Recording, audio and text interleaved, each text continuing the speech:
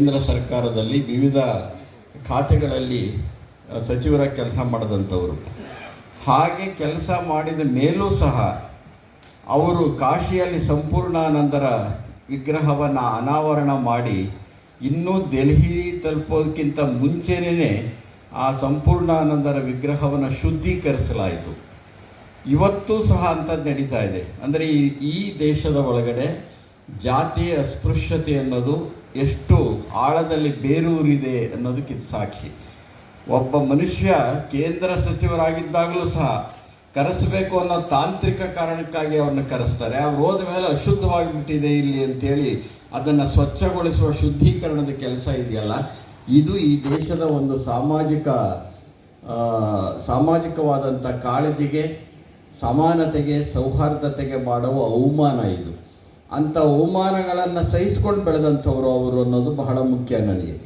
ಜೊತೆಗೆ ಜಗಜೀವನ್ ರಾಮ್ ಅವರ ಹೆಸರು ಹೇಳ್ತಕ್ಕಂಥವರು ಅವರನ್ನು ಅನುಸರಿಸಬೇಕಾಗಿರುವಂತಹ ಬಹಳ ಮುಖ್ಯವಾದಂಥ ಎರಡು ಅಂಶಗಳಿವೆ ಅಂತ ನಾನು ಅಂದ್ಕೊಂಡಿದ್ದೇನೆ. ಅವರು ಉದ್ದಕ್ಕೂ ಧಾರ್ಮಿಕ ಮೂಲಭೂತವಾದವನ್ನು ವಿರೋಧ ಮಾಡಿದಂಥವ್ರು. ಅವರು ಧಾರ್ಮಿಕ ಮೂಲಭೂತವಾದ ಅಂದರೆ ಕೋಮುವಾದವನ್ನು ವಿರೋಧ ಮಾಡಿದಂಥವರು.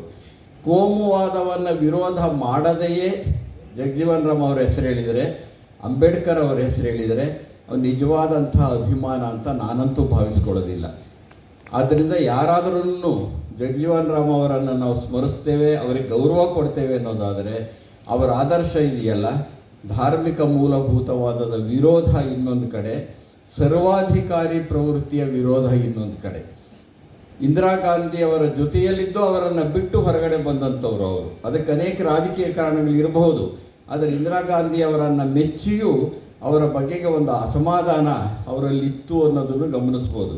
ಈ ಎರಡು ಅಂಶಗಳಿದಾವಲ್ಲ, ಇವು ನಾವು ಜಗಜೀವನ್ ರಾಮ್ ಅವರ ವಿಷಯದಲ್ಲಿ ಅನುಸರಿಸಲೇಬೇಕಾಗಿರುವಂತಹ ಸಂಗತಿಗಳು ಅಂತ ನಾನು ಭಾವಿಸ್ಕೊಂಡಿದ್ದೇನೆ.